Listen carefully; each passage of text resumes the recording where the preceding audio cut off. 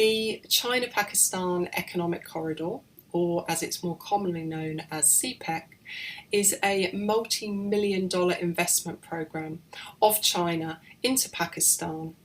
It was inaugurated in 2015 and has been hailed to be the flagship program of China's Belt and Road Initiative.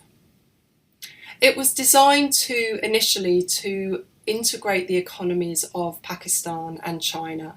and initially focused on the development of energy projects to fix the power shortages that were plaguing Pakistan, but also to develop the road infrastructure and the port of Gwadar, so the oil coming in from the Gulf could then travel up these road networks into China, into its western region, but also so goods from China could come down through that road network and leave via the port of Gwadar.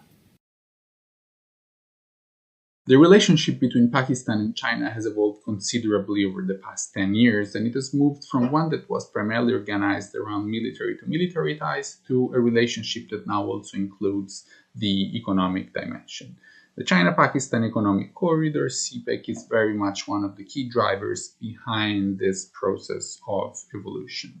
As part of this wider transformation within Sino-Pakistani relations, it is important to highlight the role that domestic actors within Pakistan and their political agendas had on the way in which projects being implemented under the CPEC framework eventually unfolded on the ground. What we foreground in the paper is the evolving priorities and the evolution of CPEC according to the priorities of some of the key political actors within Pakistan. And in particular, we trace the evolution from a first phase between 2013 and 2018 that was primarily directed and oriented at investments in the energy and infrastructural sectors, which was very much in line with the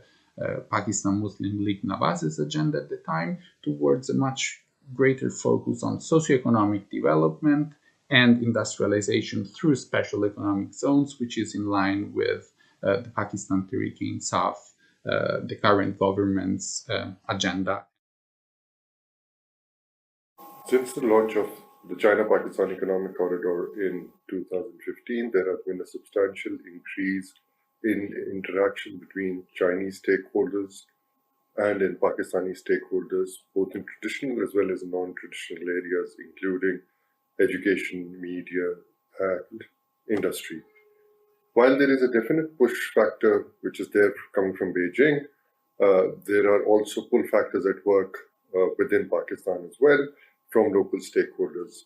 In education, the rise of China as one of the largest economies in the world, coupled with the launch of the China-Pakistan Economic Corridor, has contributed to an increased interest in Pakistanis looking at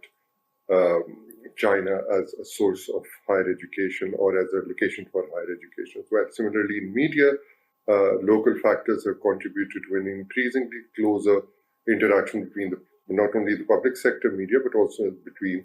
the private sector media and Chinese media houses such as Xinhua.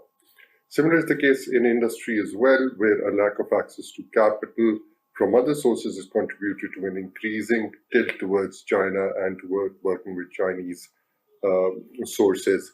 of capital as well. What our research on CPEC has demonstrated is that although China is clearly the most powerful partner in this relationship, Pakistan has had the ability to shape the way that many of these investments have been made and the location of these investments.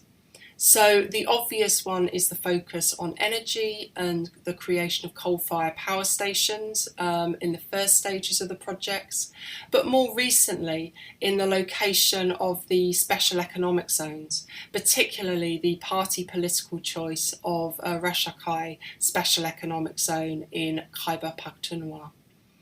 What's important to realise, and a key takeaway for other countries receiving BRI money, is that China is concerned with the perception of these projects and this project's success. And that if countries do have clear priorities for this BRI money, China is amenable to negotiation in many cases.